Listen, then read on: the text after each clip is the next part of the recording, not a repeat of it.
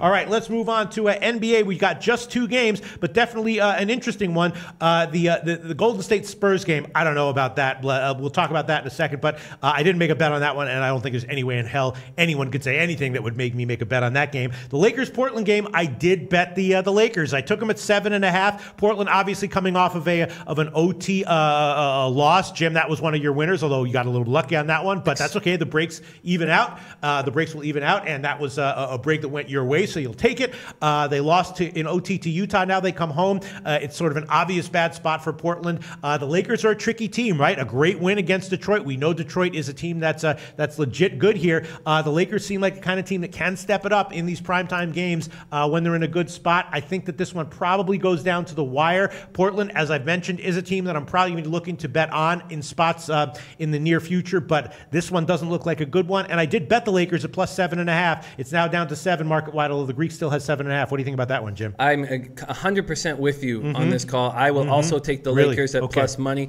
And the big reasoning for this isn't the fact that the Blazers are shooting so poorly, because we all agree that will change soon. It's that they also just lost Al-Farouq Aminu to a sprained ankle. And now the Blazers are in deep trouble at power forward. They're going to have to come up with a completely different roster setup. Myers Leonard is hurt. Noah Vonleh came back from injury last night, and he did not look good. So now you're asking a guy who's been hurt for the whole start of the year to play back-to-back and to play important minutes. They're in a very bad spot. And Julius Randle just put up 17 points, 7 rebounds in 17 minutes. He's going to come after them.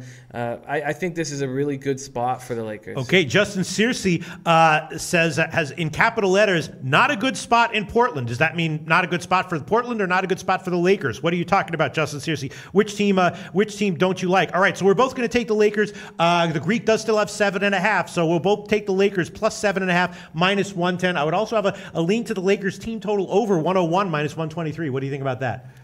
What is that? Over 101 minus 123. Yeah, I think that is a good spot. And we've got a lot of people with us. My man Ron Fig says Lakers in a good spot. Blazers look bad. Tomo says Portland is a good team, undervalued. Should have covered against Utah last night, but Amino should be out. Key for defense. I think value is on the over. Yes, that's what I was thinking as well. And you know what? I will put that one on there as well.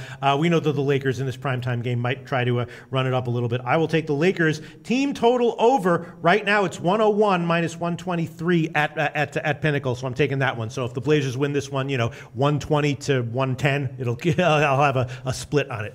Yeah, I hear you. I hear you. I think this is a really good spot. Okay. But I also like the Warriors against the Spurs, and in no way would I be trying to convince you on this, but I just think that the Warriors have started off poorly, 5-3, allowing 114.1 points per game, and they took out all that anger and energy out on the Clippers, and I think they're going to continue to play well. And the Spurs are, Pop is an absolute genius, but they're clearly missing Kawhi. And I think this is a spot where the Warriors could run it up, and if they do, Pop's not going to force it. He's gonna empty the bench. He's not going to try to get back in the game. He'll just take the L and move on.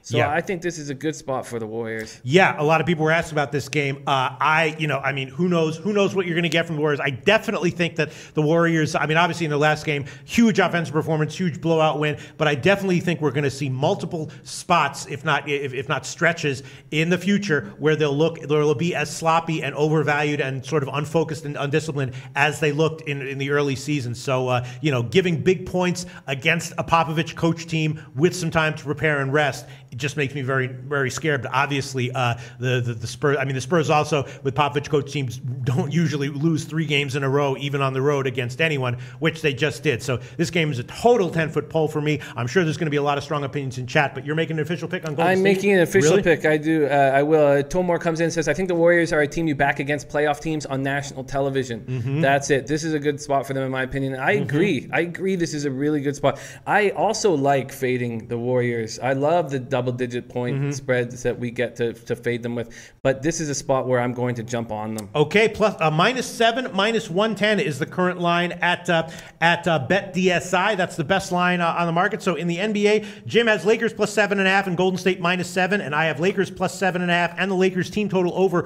101 minus 123, and that's it for the NBA. NBA, and I guess we can wrap up the show. I was going to say to discuss college football, but I think what I'll do is just if there's any plays that I'm really liking enough that I want to add to my record, I will just tweet them out later on. Right now, we don't have time. We have to wrap up the show, and I still want to look into it a little bit more. But again, college football, definitely leaning Northern Illinois, a smaller lean to Temple, and definitely leaning over in Ball State, Eastern Michigan, and leaning over in Idaho, Troy. So that's 4 college football leans. None of them official picks as of right now, but if I like any of them enough to make them an official pick, I will tweet it out later on today and add that to my official record. All right, Jim?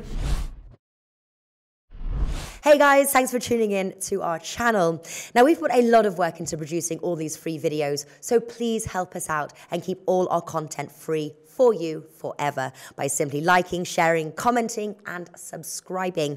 Now, not to mention, a visit to our industry-leading website will warm the hearts of all our SBR employees, especially myself. Now, the links are over there to the left, so do check those out. Thanks for watching.